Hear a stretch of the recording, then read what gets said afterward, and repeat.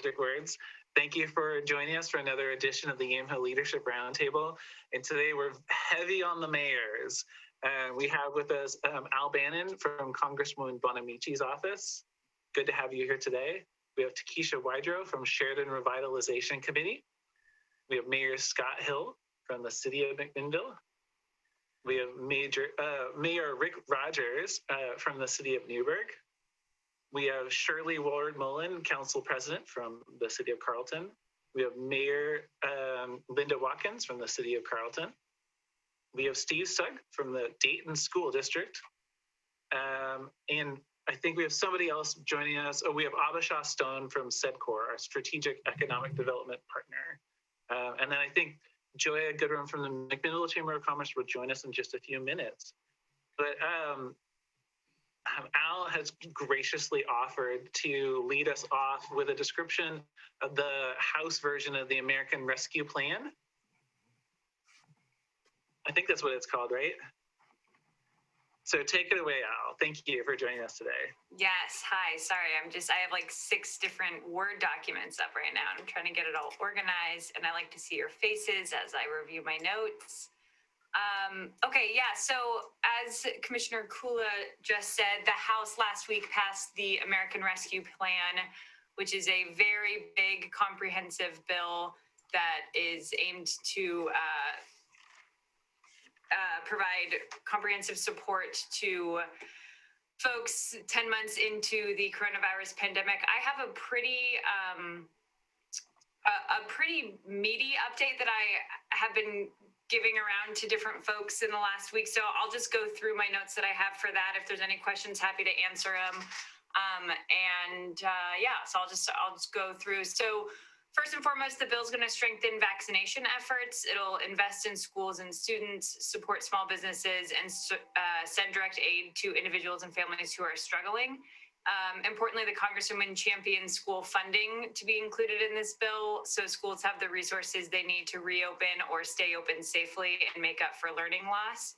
The bill includes $130 billion nationally for schools, and hundreds of millions of those will go to Oregon, including substantial grants to each school district. And then it'll be up to each district to determine how best to use those funds. Importantly, the legislation includes significant relief to small businesses, including $7 billion for the Paycheck Protection Program, $15 billion for EIDL Advance, which are grants and reflects the feedback from businesses that even low interest loans don't help. There's also $25 billion for Restaurant Revitalization Fund. And I know, Joya, you've talked a lot. Joya's on here, right? Did I see Joya? She will be in a few minutes. Oh, I'm sorry. I thought I saw her name on here. Well, Joya, I know that you talked a lot about hearing from restaurants in the district, in the county that have been struggling. So it's going to be very helpful for restaurants all over Oregon. And then the bill also establishes a community navigator pilot program to increase awareness about relief programs for business owners. And I also just want to, let me scroll up real quick. I do want to say that the Congresswoman was pleased to see that the Biden administration announced last week the prioritization of truly small businesses with less than 20 employees who have several weeks to apply for a forgivable PPP loan without competition from larger businesses. And then we go back down. So Congresswoman has also been advocating from the start for more accountability and transparency in federal small business programs, as well as set-asides for traditionally underserved businesses. And she heard that this has helped made the second round of PPP funding more equitable. And this bill invests more in the Office of Inspector General to review potential fraud. It also sends financial support directly to families and individuals with an additional $1,400 in direct payments, and strengthens, and that's with the additional $600 from the December, gets us up to the $2,000 that Biden-Harris administration has been pushing for. It strengthens housing and nutrition assistance programs for seniors, and will send immediate relief to those who are hardest hit, including extending and expanding unemployment benefits, rental assistance, and the eviction moratorium. Obviously, this bill is going to look a little bit different once it passes the Senate. The House bill did also include the $15 minimum wage, but we know that that will not be included in the Senate bill. I wish my colleague was on the call, Stacy, but last I heard, it sounded like potential midweek. I know the deadline is to try to get it passed before March 14th, but I think it's going to be pretty close. I think it's going to take another week or two to pass the Senate. Maybe Stacey will be on next week to talk a little bit more about that. But this is how it stands right now in the House, but there will be some changes when the bill passes the Senate in the next week or two. I do also want to say that, of course, as I say, I think almost every week, the Congresswoman is prioritizing childcare and climate crisis. Importantly, the bill has $40 billion in the American Rescue Plan to stabilize the childcare system. And the Congresswoman is continuing to push for bold climate action, bold plans to solve the climate crisis, and eager to advance the climate action plan that she's been working on the select committee on the climate crisis. That's my big update. Any questions? Looks like Avisha has one. Thanks for the overview, Al. There's a lot going on, and it's really helpful to have you and your colleagues come in and kind of run through those things with us. I did want to express appreciation on behalf of our small business partners for the work that was done to extend the PPP and EIDL and other sorts of programs to them in advance of making it open more widely. And I've had some of our larger business partners ask me, why that is or what the value of that is. And I've shared with them that some of our small business owners are quite frugal and fairly debt adverse. And therefore they don't have traditional bank loans or debt. And therefore they don't have existing relationships with bankers sometimes, right? Not all the times, but sometimes. And that was the barrier to access previously when some of these programs opened, was that while all of our banking partners were working from home and trying very hard to figure out how to navigate these programs, if you didn't have an existing relationship with one of the banks that happened to provide those resources, it was very difficult to create that in the moment. So those who had existing banking relationships certainly had better access to the funds. So thank you, and I'm sure you'll pass along that gratitude for hearing those voices and providing access where it was really needed. The question I have for you is just a request for additional information on the Community Navigator pilot program. I had heard a little bit about that. I tried to look it up at one point and just wasn't quite sure where to find information about that program, and I'm hopeful you might be able to point me in the right direction. Yeah, thanks for flagging that, Avisha. I'll loop back with you. If it's okay, I probably won't get to it until tomorrow. Usually I try to follow up after these meetings, but I've got a lot on my plate this week. So I'll follow up with you tomorrow on that. And Commissioner Kula, I'll link you into in case, I'm sure probably other folks on this call would like to see info on that as well. Thanks, Al. Yeah, definitely. And then we have Shirley Ward-Mullen from the City of Carlton. Hi, thank you very much. On the PPP program for businesses, less than 20 employees, I actually received information about this last week at the statewide leaders call put on through League of Oregon Cities. And we passed out the information to our city to push out to the local businesses. We were told that there was going to be a hotline number and also an outreach access, and I have asked to get that hotline number, and I've yet to be able to get it. I don't know if you are able to help with that or can direct me. Yeah, let me ask some of my colleagues and see if I can get that for you. I'll ask right now and put it in the chat if I get it. Thank you so much. Mm-hmm. Any other questions? All right, well, thank you very much, Al, for getting us started. And we have, I was trying to figure out who it was, but we know now we have Fritz Graham from Senator Wyden's office on a short notice to kind of, if you could give us an update, Fritz, on the timeline for the Senate and any ideas you have about what may still be in or leaving the bill. Okay, sure. I don't know what Al said, but she can, please jump in. So they're going to do this thing called a Votorama starting tomorrow. It's like 20 hours, and they don't stop. They'll get done at 3 o'clock in the morning to get every amendment into the bill. After that, I'm unclear because I had to get off the meeting yesterday. But after that, I'm unclear. But they'll pass that, and then it will. I believe the House had some different amendments, so that it will have to go to conference. Is that true, Al? Is that your understanding? So if it does, then it'll just take a little more time. But it's on track to move forward after that. Minimum wage won't be in the bill. I don't know what else is controversial or what they've taken out. If you have any questions, we can answer them. All right, thanks for jumping in. We really wanted the timeline, and it was perfect. Thank you for joining us for this. But are there any questions specifically for Fritz? All right, great. Thank you very much. Straight from the office. Fritz, is there anything else you'd like to add? There are other things going on besides the American Rescue Package. So, just very, very, very, very lightly. So there's talk of earmarks coming back. That probably won't be for a few more weeks if they make the decision. And we'll push out information on what will be available for that, because I believe they're gonna take a much more strict view of what is available. But again, don't have a lot of what that'll be, but we'll be pushing that out. I'll be back on next week, and as we get more information, I'll let you know. Okay, great. Thank you very much. They're not called earmarks. They're called congressionally directed spending or something like that. Congressionally directed spending. Yeah, another acronym that we need to learn in order to,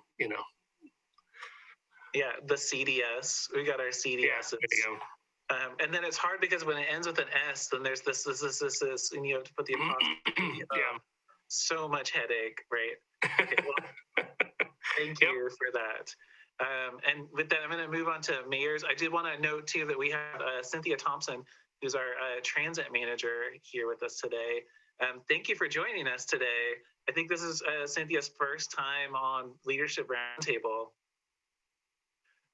But Cynthia has been very busy getting all of our grant applications in over the last few weeks. So she really knows what's happening, especially in the transit world right now, which will be helpful to a conversation about transportation priorities in our community. But right now I'm going to go to mayors. And mayors, I asked the question, what are your transportation improvement, safety priorities, both for your own community and as you travel between communities? So in addition to regular COVID updates or what's happening in your city, I'd love to have you weigh in on that. And I'm making this really detailed list from community members, but you all have a different view too. So welcome. And with that, I'd love to start us off with Mayor Linda Watkins from the city of Carlton. But don't forget you're muted. We'll try this again. Can you hear me now? Yeah. Transit obviously is something that we talk a lot about here in Carlton. It seems to be a pretty common conversation. We're just waiting right now on, of course, our final decision from the state transportation on Highway 47 realignment. We'll see what happens there. With county, I don't think there's a whole lot that we deal with county. I keep going back to a larger viewpoint, which, and Commissioner Cooley, you and I have talked about this too, which is just that this section of the county is going to be looking at some real serious problems somewhere down the line. I realize it's not that bad right now, but we're seeing a lot of growth here, and a lot of that is going to be commuter growth. And I just keep thinking that we really, really need to start looking at mass transportation and public transportation systems. I don't see how our road system can ever accommodate what we're going to be needing. But then I'm not a transit expert either, so maybe there's something that I don't know, which is probably a lot. So that's my one comment on transportation. We've been busy this week. We had our goal setting on Saturday, and we did something very different. We ended up spending actually from 8:30 in the morning until 5 o'clock in the afternoon on goal setting. And everybody, I think, walked out of there kind of staggering. It was intense, but I think we also got a lot of good things done. And we needed to do that. We've got a city council of 6 with 4 new members. 3 new members out of 6. No, 4 new members because we had to replace me, and a new mayor. So we needed to do that and really talk about what's going on in the city and what we're looking at. And I would highly recommend, if anybody wants to know what we did or how we did it or who we worked with, I would highly recommend the company that we worked with. It was the same company that helped us do our city manager search. Tonight we're going to tonight is our council meeting, our regular council meeting, and I think we're going to get a debriefing from our department heads on what happened with how they handled the ice storm and the things that they had going on there, which kind of segues a little bit into what, Casey, the other question you asked about was with COVID funding and stuff coming in, what are some of the things that the cities need to focus on or would like to get some help on? Because we definitely need, if you're talking about infrastructure, I don't know if our sewer lagoons count, but we're looking at several $1 million worth of required DEQ work on the sewer lagoons that we do not have the money for. I don't know what we're going to be doing there. But we've got to do it because otherwise we'll be paying fines. The other thing certainly that came out of the early ice storm reports are that the city's going to be looking seriously at something for emergency preparedness as far as backups and support. Our city had, I think we had 4 generators. We were kind of rotating around in the city. City Hall was out of power half the time. Our police department was out of power half the time. I think they were sharing a generator back and forth, 4 hours here, 4 hours there. So we're going to be really looking at what we're going to need to do in terms of emergency for generators, communications, and emergency shelter. We had so many people that were looking for assistance and also just simply needed to power up phones and iPads or whatever they had. So I think that was a real eye-opener for us there. And as I mentioned before, Council President Ward Mullen that's been one of her top priorities is emergency preparedness. So we're going to be looking at that from a little different perspective, I think, than we did even a month ago. So that's been interesting. We're in 5G discussions right now. We've got our planning commission just kind of looking at what we're going to be dealing with there. We know that 5G is coming to the city. We just don't know what or how we're going to be handling that. So we decided to give it to the planning commission first and let them do some research on it and get some information before they hand it back to us. Other than that, let's see. Fun stuff is we're getting a new play structure down in Winterberg Park, which is really exciting. What we have down there is a set of old swings and an old metal slide, which will stay. The metal slide is that's from when I was a kid. I love that slide, but it's a really nice play structure. Obviously special needs developed and the whole bit. We just got another new play structure up in Hawn Creek Park, which is our Carlton Crest area. So between the two, and then we got a new play structure 2 years ago, I think it was, in our main, what we call the upper park, which is the city park right uptown. So between those three, we're finally getting some pretty good access and facilities for kids, which we've not really up till now had before, and which we're going to be really concerned about depending on what they decide to do for swimming pool openings, because that's, the big thing for kids in this town is the pool. And we have a feeling that we're probably not going to have it open again this year.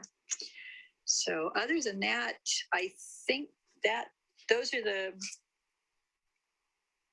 are all the lists and notes that I made.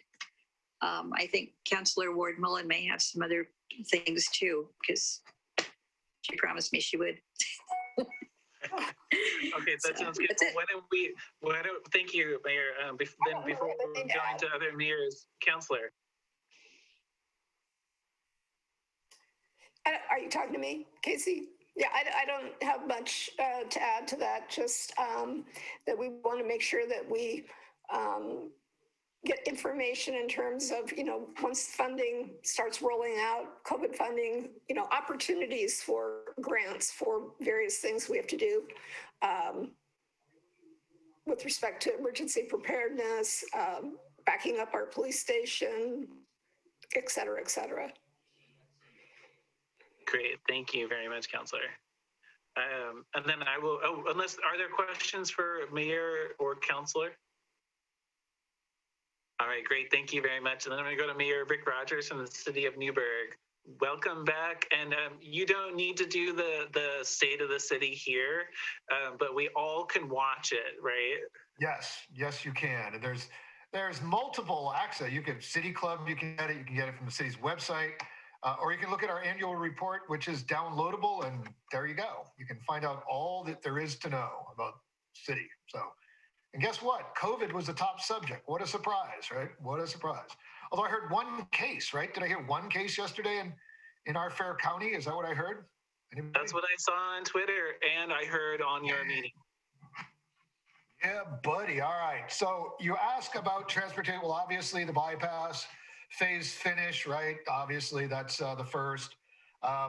The other, I think we've talked about it here before, but I think it's one that would resonate with folks in Newburgh is the status of roads within the UGB and what we might do with those in the future as they come in.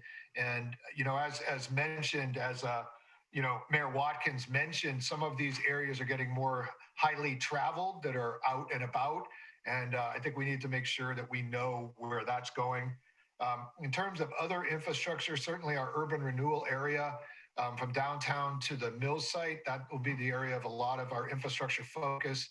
The other would be any improvements for downtown. So walkability, pedestrian friendly, that kind of thing is certainly something we're real interested in.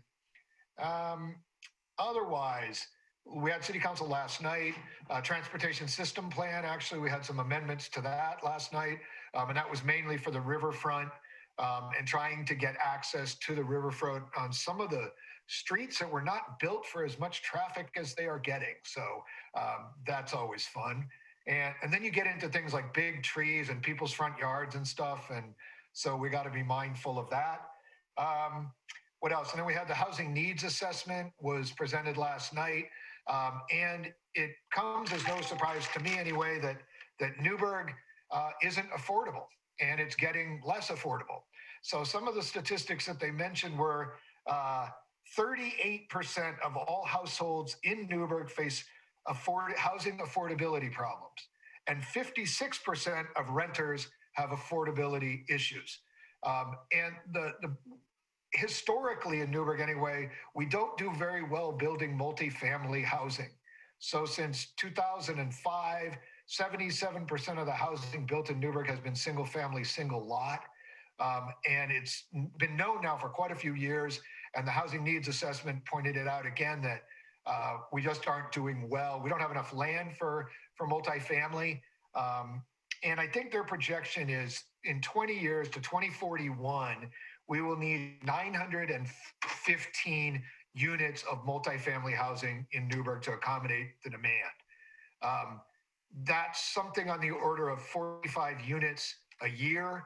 And the last time we had 45 units in a year, I mean, it's been better lately. We've got a 45 unit project going now down by the riverfront, but that's a tall order unless we make some serious changes into how we approach housing and housing affordability. Let's see, what else do I have? Yeah, the other, and just one other thing on the housing needs assessment, if any of you are going through it, one curious thing about it to me, and this was actually mentioned by a couple of people that served on our citizens committee, is the housing needs assessment projects the population increase and consequently for the next 20 years, till 2041. And it projects how much will we need in the way of housing of each type. The problem is, at least as I see it, is that it's just from today forward. It doesn't project our current deficit in what we need. So anyway, it states it at, like I said, 900 odd units needed. But if you also count what we don't have now, it's many times that. So anyway, so that's just a weird thing if you go through the HNA process. Other than that, yeah, certainly interested in congressional directed spending, as Fritz mentioned, and particularly as it impacts the bypass funding. And then otherwise, for all of you, for you mayors and for everybody, the annual Newburgh Mayor's Prayer Breakfast will be April 17th this year. We think it's going to be held at the Cultural Center in person. Yeah, I know. That's what I'm hearing. So that's 8:30 to 10 on Saturday, April 17th. And I will send out an invite, but you all are invited and breakfast is on me. How's about that? There you go. All right. I know Mayor Hill's been before. All of y'all are welcome. So I'll send out an invite. So other than that, I think that's what I got. And thank you, Casey. All right. Thanks, Mayor. Other questions for the mayor? All right, great. Thank you very much. As long as there's no singing. Oh, yeah, Mayor Watkins has a question for you. Well, actually, it's more of a comment. When Mayor Rogers was talking about housing costs, I was actually stunned, I think, when I was campaigning last year, talking to people, how many folks I met who moved to Carlton from Newburgh because they couldn't find affordable housing in Newburgh. And I mean, I don't consider some of the housing in Carlton to be particularly affordable. So it's really terrifying to think about what those costs are becoming and where they're going. It's just amazing to me. So just a comment. On that, actually, speaking of that, Mayor, the average home sale price, I think, that they recorded in the HNA was $430,000 in Newburgh. And the thing that's we're hearing more, and I may have said this before, so I apologize, but we're hearing from the employers here, and I know Abhishek, we've talked about this as well, that employers here are having a harder and harder time retaining workers because they're traveling from Carlton. Carlton's close. They'd be traveling from much further, and they can't retain them. So it's a yeah. Well, we were a little surprised to see this one new subdivision going in here because they were kind of muttering a lot about affordable housing, and right now the houses that they're advertising are 519 or over the 500 mark, and they're not anything spectacular. I mean, they're just houses. And if you're going to look up into Carlton Crest, even buying something that has been, is on the market, you're looking at the 400 range there in a lot of cases. So I don't know how people are going to find shelter. Wow. And to put a plug in then, Abhishek Stone has been working on the Workforce Housing Consortium. And I don't want to skip past Mayor Hill, but perhaps when after Mayor Hill, we can get an update from you kind of on the history of that work. That would be great. Thanks. Great. Thank you. Then Mayor Hill from the city of McMinnville, welcome back.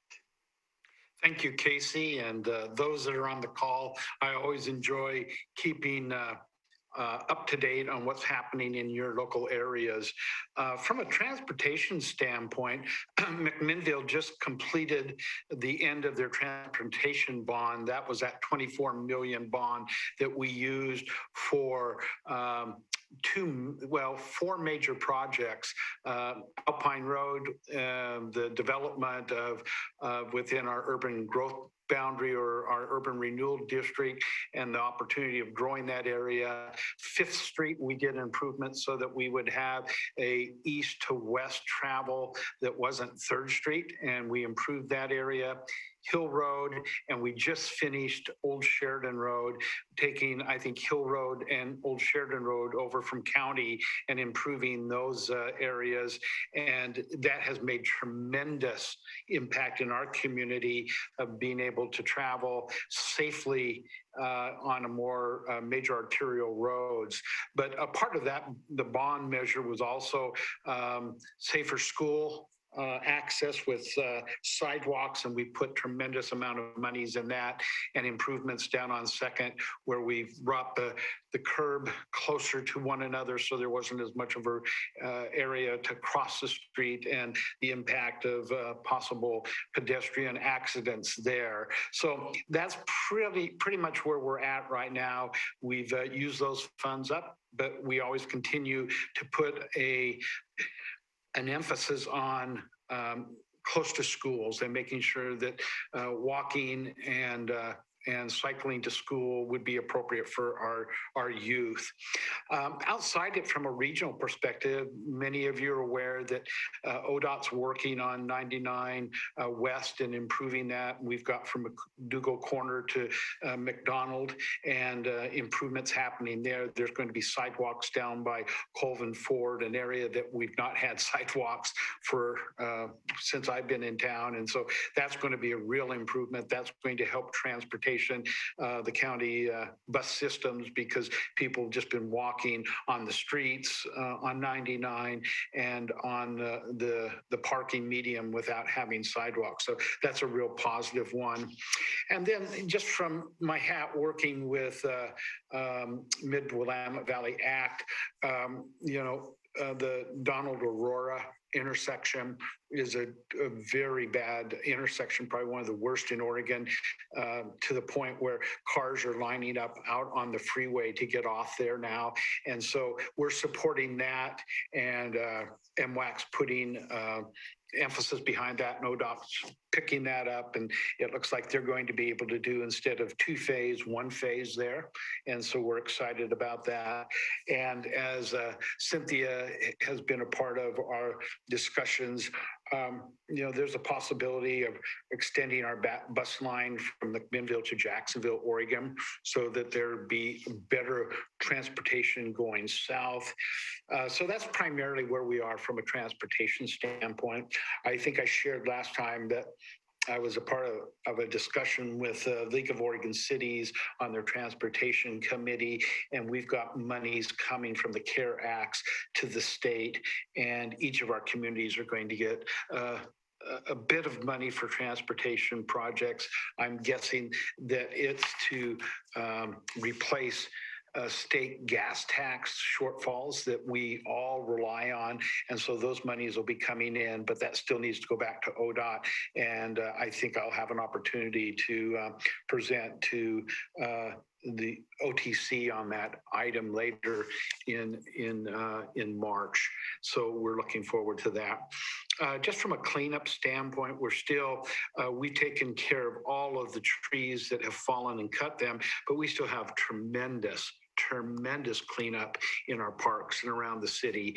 And that's going to be an opportunity that we're going to be working on for, I think, many months, because there's a lot going on. I'm working on an opportunity of having a community cleanup to help us, especially at Discovery Meadows Park and some of the other parks. And so more information coming from that standpoint. I would just reiterate what the two mayors have talked about when it comes to housing. I know Newburgh and McMinnville have been working on their UGB expansion, and we've got that into the state, and we're halfway through waiting to see what the decision is going to be. But, as Mayor Rogers was talking about, when they did their housing needs assessment and came back with in the high 30% and 50% for renters of what we call mortgage and rent burden. And that's when over 30% of your income is going to housing. And that is not sustainable. And I'll tell you, as I've been doing some research in that arena, the government's been very helpful in prohibiting landlords from kicking people out for non-payments and mortgages being kicked out of your homes for non-payments. And we've seen those mortgage assistant bills coming through our Senator Wyden and Merkley's office. And I think we've all been updated on those bills that are pending and moving forward. But I would suggest to you that there are many that are going just to walk away from their homes because they can't get caught back up. And I suspect that after this thing dies down, we're going to have a lot of foreclosures. I've seen a few homes already, people just walking away. And so again, that's a concern that I would have in an area that we all have affordability problems. You know, our lots are running a 50 by 100 lot are running 135 to 165,000 just for the lot. And I've told you before, you know, you buy a lot for 135,000, put a tent on, that's still not even affordable in the wages that we're having going on at that particular time. So those are a few of the things that we're addressing. Our work sessions coming up. We're going to have a presentation from McMinnville Water and Light in March. We're going to have a discussion on the urban reserve assessment that we're moving forward with. And then we're going to have at the 1st of April, YCAP come into one of our work sessions. And so those are the things that we're putting our time in and our focus around. This Friday, we're going to have a half-day session where we're getting the council together, working on team building. And then we just finished as the others are goal setting, and we've narrowed that down to 6 items for goals. And that was quite a process, taking that from our strategic plan where we had about 75 items, bringing it down to 5 or 6, and real quickly identifying and focusing on the city's core services, providing exceptional police, municipal court, fire, emergency, medical services, EMS, utility services, and public work, strategically planning for the short and long-term growth and development that will create enduring value for our community, accelerated growth in living wage jobs across a balanced array of industry sectors, lead and plan for emergency preparedness, and lastly, improve access by identifying and removing barriers to participation. And all of this is around our revenue gap. We have a tremendous revenue gap to keep us even where we were last year. And the COVID has had a real effect on us. And so we're struggling just to keep us at the same level where we were last year. And we have additional things that we need to move forward with. And that gap is probably going to be our number one goal.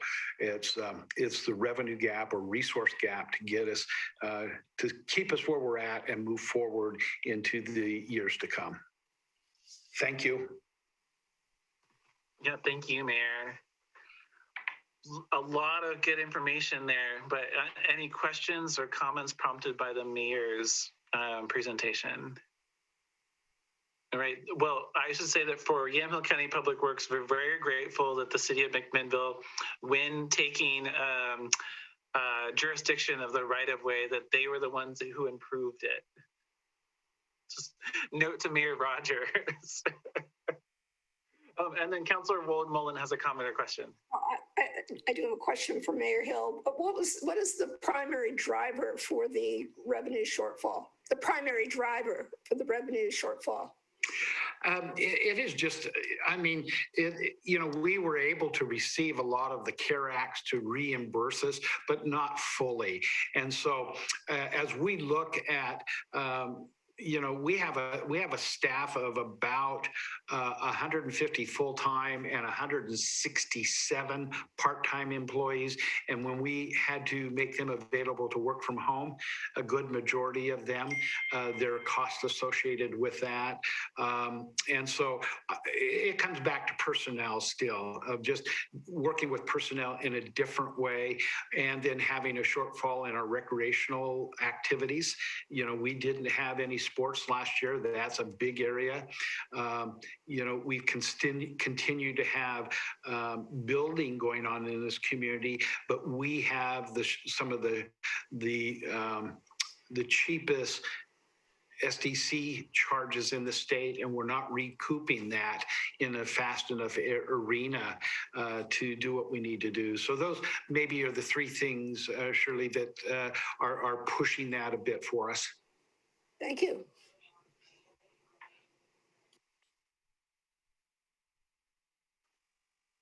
The SDCs and housing costs are a great segue to Abisha Stone. And then I'll make sure that we get to Cynthia as our next presenter or sharer. But workforce housing and systems development charges, we've had a lot of conversations about this with the Board of Commissioners. So welcome back, Abisha. What would you like to share besides workforce housing? Sure. Yeah, that's a segue. There's a lot behind that, and it's all worthy of conversation, right? Because we're all against the same struggles here, and we approach them from different perspectives, but the struggle is the same. So first, I want to share real quick for any of our industry partners who are tuning in, and for those of you that are on the call who may not be aware, that Yamhill County just opened the County Restaurant License Fee Grant Program. It is open right now, and it will remain open to all permanently established restaurants in Yamhill County until the need is fully understood and exhausted. The intent of this program is to provide some relief to our restaurant partners through an approach of essentially granting them back their licensing fee. So there was a lot of great work that was done between our partners at Yamhill Health and Human Services and our commissioners. So I want to extend gratitude to you for doing some work to put this program together. But please let your restaurant businesses know that this program is currently available. And that's exciting. So what we have been focusing a lot on in the 3-county area at SEDCOR is how do we move forward supporting economic recovery? And that looks like a lot of things for us, right? So economic development, traditional focus on economic development as SEDCOR approaches it is supporting our traded sector businesses, recruiting new appropriate businesses to the region, supporting them growing while they're here and retaining them, right? So not losing businesses from our area. And we focus on businesses that pay family wage jobs, right? So the types of businesses that require a higher skill set most of the time, and therefore a higher rate of pay.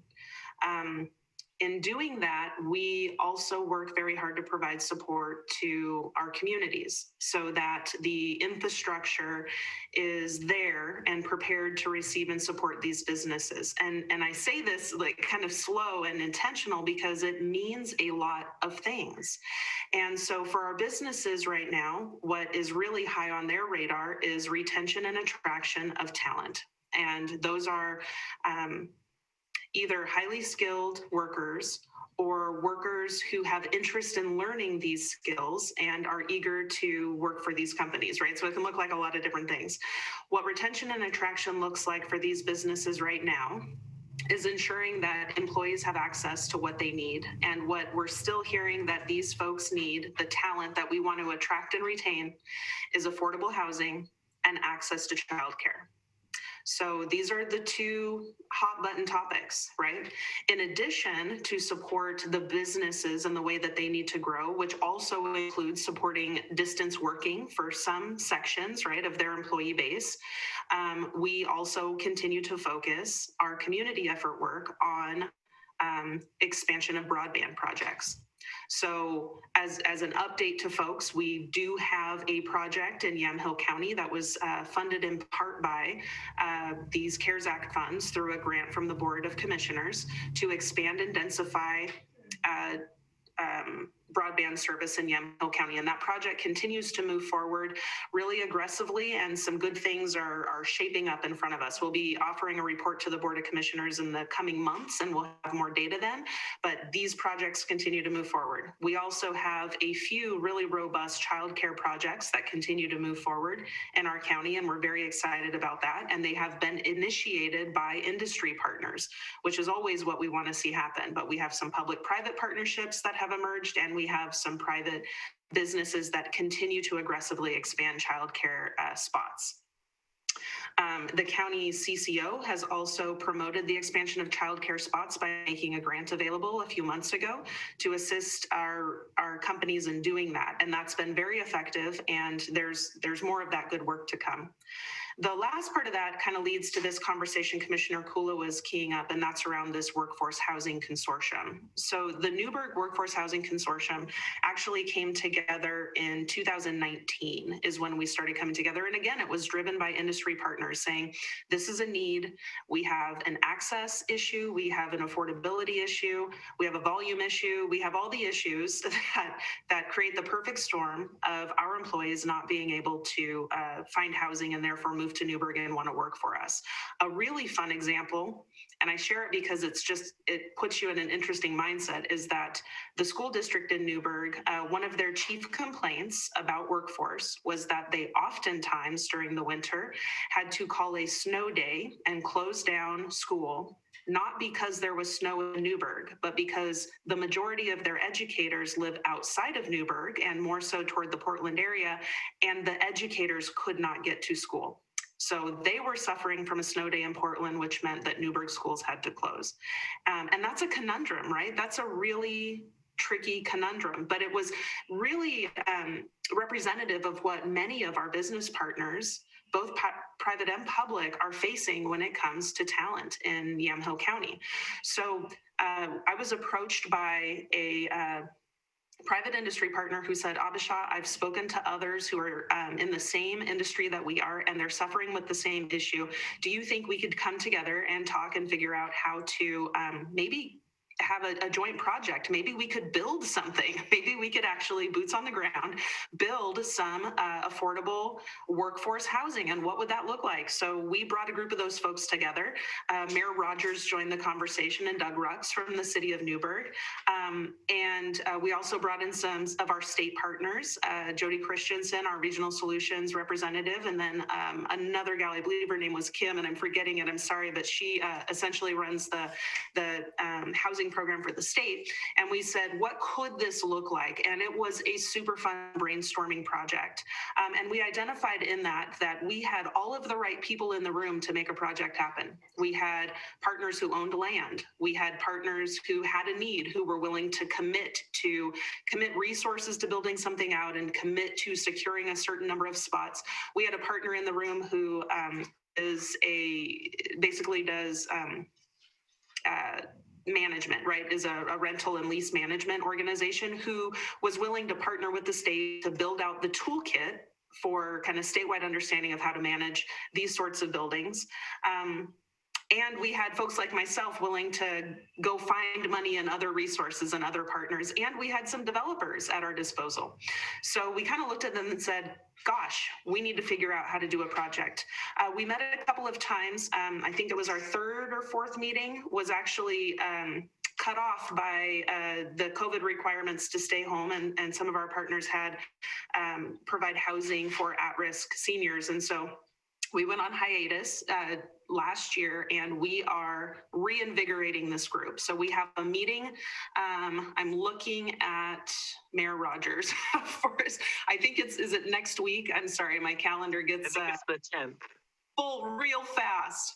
Oh, no, I don't think it's the 10th, the 16th, the 16th. Thank you, Commissioner Kula. My calendar would have told me. Would have told you, but I appreciate you throwing something out there. Commissioner Kula will be joining this conversation to share with us updates from a county level too. The fact that the city of Newburgh's just completed their housing needs assessment is wonderful because we have an even more informed starting point. And recently I was contacted by our state partners again, requesting that this group put together a list and understanding of what the obstacles to building affordable housing are. So from the perspective of industry partners, from the perspective of developers, from the perspective of community partners, what are the obstacles and how do they play out jurisdictionally? So is it, you know, are these kind of city codes and requirements? Are these state kind of codes and requirements? Where are those obstacles? Because our state partners are interested in pursuing putting together a program that's kind of like a housing readiness program, very much like they have the industrial lands readiness program. And this group is being invited to be a part of that work. So we're really excited about it. Mayor Hill, we also have your city council member, Remy Drabkin, joining us for the conversation. And she and I just spoke about extending the invitation to you as well to make sure there's a couple points of knowledge and background kind of providing support. But we're going to have kind of a brainstorming of resources and who's doing what and who knows what and how do we be stronger together. And then we're going to break out and continue to talk about how this group wants to move forward with the project. I said a lot of things. That was a lot of background and taking a lot of time, but this is really exciting and very important, right? And I know that these conversations, though they look a little different, are happening in communities throughout the county. And I know the city of McMinnville has been putting a lot of effort and energy into affordable housing conversations. And I do believe that we're stronger together, which is what's exciting about this public-private partnership shaping up. But I am really hopeful that in the next several months, we'll have a project to share with you that we've identified, something we can move forward with. Lastly, I want to share real quick 2 more things. We are supporting our businesses pretty heavily on business continuity planning, which a lot has to do with localizing supply chain. So I'm hearing many of you talk about community preparedness and continuity planning, and we are doing a lot of that at a business level. Again, localizing the supply chain is kind of one of those easy steps because it provides ready access to materials in the case that there's another disaster, which we have seen repeated over and over again.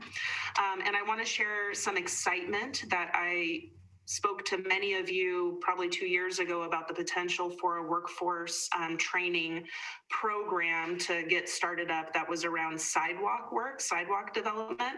So I'm happy to say that Willamette Workforce Partnership has launched their sidewalk program again. They just tested it out in the city of Independence in Polk County, and we are moving forward with this project.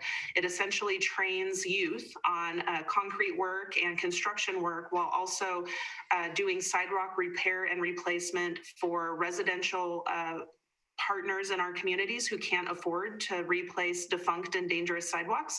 And that program can also extend to kind of the municipal level, and they can provide support, you know, around schools. And I was hearing Mayor Hill talk about some of his concern with sidewalks. So this program was just accepted by City Council in the city of Newburgh as a partnership, and we're really excited to see that roll out hopefully this summer. And I'll stop now because I've spoken too much, but thank you. Thank you, Abisha.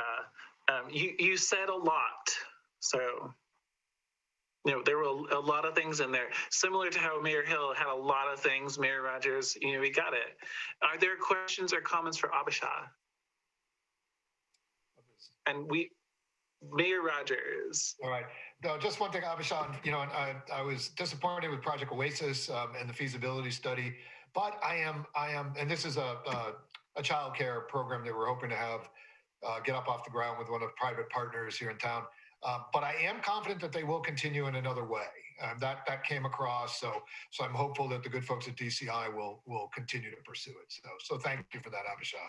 Yeah, absolutely. And what Mayor Rogers is reporting on is that DCI just offered a report to the city that the feasibility study on the 2 locations for phase 1 provided information that caused them to believe that it was in their best interest to move forward with a phase one in a different location than those two areas. But they are still moving forward with a phase one and still developing out plans for phase two. So there, like you said, thank you, Mayor Rogers, there's absolutely still a move forward. It just looks different than they had hoped for phase one. And that brought some disappointment. But at the same time, we're still going to see the project move forward, and there'll be progress, and we'll be reporting back to the county as well. Right, and that happens. And sometimes there are barriers you don't expect, but you expect there to be barriers. I mean, that's the reality of it. And then we all here get to help remove those barriers as best we can. Well, with that, I'm going to transition over to Cynthia Thompson, our transit manager. I asked Cynthia to give a brief overview of what it's been like to run a transit agency in the middle of COVID, and then kind of what changes she sees going forward in the next year for all of your communities. And thank you. Good afternoon, everybody. It's and nice. Thank you, Superintendent. Nice to be here. Thank you. There's a lot of things I could share, but I'll try to be brief because I think you're getting near to the end of your meeting. But Yamhill County Transit has operated essentially all of our services. We did have to stop routes 5 and 7 in Newburgh for a while due to COVID, but those were reinstated in January. So essentially we have all the services in place. We're not charging a fare, and all the fares are being reimbursed with a COVID grant that Yamhill County Transit receives. That's been interesting and I think a good thing. Our ridership is at about 50%, seems to be hovering 50 to 60% of normal. Transit has guidelines where you can have a maximum number of riders depending on the size of bus, and the distancing is 3 feet on a bus rather than 6 feet like you would have in an office. The one thing I just want to mention, there's a lot of things I could tell you about, but there is some new transit funding. We adopted a transit plan in 2018, and we were ready to go to implement all this new service, and then COVID hit, and so it's been interesting. So we had to kind of put the brakes on for a lot of service enhancements because it didn't make sense to add routes when you're telling people not to ride the bus. So a lot of that is put on hold. So this next biennium, which starts July 2021, our focus is going to be on developing some programs that we've needed for a long time, such as we kind of need a whole new fare policy. Fares have not been increased or changed or modified since really the beginning of Yamhill County Transit. So they're very low, which is nice in some ways, but it needs to be revamped, and we need to look at providing the right kind of fares for low income and et cetera. So we're going to be looking at fare policy and then also fare mechanisms to collect fares, because we're pretty old school. We just have the basic little fare box on a bus and people put cash in it. So it's a lot of new, more modern ways that you can purchase fares. But the one thing that all of you have probably heard from our consultant from Access Mobility Solutions, we're working on getting bus stop signs installed. And so this was a top priority of the plan. It's a top priority of pretty much everybody for a while. And you would think it would be simple, but it's not. But I'm very pleased with the progress since we've hired Access Mobility Solutions. We have a really nice database map, and I think each one of you, someone in your organization has been contacted to talk about the bus stops in your community. And I think we're going to get phase one, which will be about 40 stops installed. Our goal by summer is the plan. And I think that that's going to happen. It'll be kind of the low-hanging fruit and the most high priority. Every time I get that little message on mine, it cuts out my volume. So I don't know, can you guys hear me? I keep trying to turn that off, and I don't know. I've tried everything, it keeps happening. Anyway. So I know that a couple communities, Dayton, it looks like they're not here on the call anymore, but Dayton is slated for a kind of a new stop that they don't currently have, and then a couple others. And I won't go into all of that, but one other thing I just want to mention is we have money in our new, what they call the STIF plan, which stands for State Transportation Improvement Funding plan and for some pilot projects in smaller communities. So if you have a need of some sort that's not being addressed, which I imagine all of you do, by the current transit system, if you would, be interested or you have some ideas, maybe you're looking for something like flex routes or more dial-a-ride or an Uber style service or some kind of something different that you want to pilot. We do have money set aside to work on those kinds of things in the smaller communities. And the next probably service improvements you'll see probably won't happen until like late in the year, early next year of 2022, I guess it'll be. Things like earlier morning service, later evening service, and more service between Newburgh and McMinnville. And the mayor from Carlton, we have been staying in contact with ODOT regarding the stop because they're doing the highway improvements. So we do want to incorporate the new stop with whatever they're going to do. And they may even install it for us. So that's all been pretty good news. So I'll stop there. And if anybody has any questions, I'd be happy to answer. Great, thank you for that good summary. Are there questions? Mayor Rogers. Cynthia, I won't take your time now, but I'll send you a note on just a couple of lingering questions. I think one was a transit station that might have gotten COVIDed here in Newburgh, and then the other is a program with the high school that I heard about. But I'll catch up with you offline. And there's also a bus shelter that's wanted at a church, and I am on top of that one. Okay. That will probably happen. In fact, I'm about to call your public works person because we have a shelter and we just have to make some arrangements. I think we end up having to donate it, so we'll get into that later. We can talk offline. Sounds good. Thank you very much. Are there any last transportation related comments? That's great. Thank you for giving me some idea both of the transportation challenges and also infrastructure needs. It's interesting. Amity and Dayton also have infrastructure needs, as does Willamina and Sheridan. So, and the reason why I'm asking this is, with both with the relief package, but then with conversations out there about an infrastructure. We're having infrastructure week every week. What it looks like to really improve the old or like behind obsolete infrastructure that some of our communities struggle with. So I'm gonna end up being the one to kind of carry that one forward. So it's really helpful to know. Cynthia has a question. I've never actually seen somebody raise their hand on this.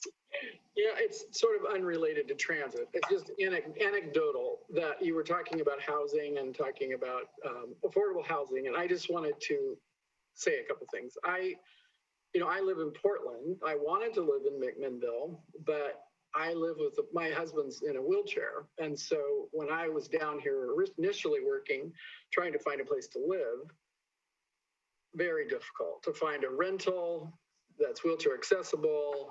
So I just want you to, when you're doing these plans, please don't forget about people with disabilities, and please don't build something that's 200 square feet with no room for anything. You really could have a design. It is possible to have a design that works for everyone, wheelchair and regular ambulatoids, as my husband calls them. So you could make it work, but they tend to forget about that, even in Portland, where they spend a lot of money on affordable housing. I always say, like, any of the housing we ever had in Portland that was, quote, accessible, it's like, couldn't they just have made everything 6 inches wider, 6 inches bigger in the door, 6 inches bigger in the hallway, that much, it seems like they just barely give you enough room to maneuver. So that's all, just my 2 cents about, don't forget about that. And also there needs to be more rental and more affordable housing. I don't know what the answers are. I realize they're all very complicated and no easy solution. Well, thank you, Cynthia, for bringing that up. And also thank you for your work with our transit district. And going forward, we are going to have a conversation, I believe, Cynthia and the Board of Commissioners, that we will be likely inviting all y'all to about the future of transit, whether it be a standalone agency or a standalone district or how it looks. But I think that part of that is that we're soliciting your feedback. And Mayor Rogers was about to unmute himself. or he unmuted. So I think that was just slip the trigger finger, I think. Sorry. all right. Well, then with that, thank you for sticking around a little bit later. Are there any last thoughts or comments? All right. Well, I checked, and we actually had 6 cases according to Yamhill County, but I know, you look at it over a week, and OHA and the county are about the same for the week. We do have an increase in our county in vaccine doses. So multiple commercial pharmacies. We have Virginia Garcia and multiple larger primary care clinics are all getting separate allocations, as well as the ongoing allocation for Yamhill County Public Health. So super exciting to see those numbers of doses still come in. But every week I say we need more doses. So I don't say it to you, but I say it to the governor's office all the time and to our congressional partners. We need more doses. You know, it's funny, you can actually have faster inoculations, bigger clinics if you know you have big numbers of doses. So Elise Yarnell Holloman, who's a city councilor for Newburgh and works for Providence, she said, oh, we could do 10 times as many doses. And I was like, oh, maybe 5. So yes, Mayor Watkins.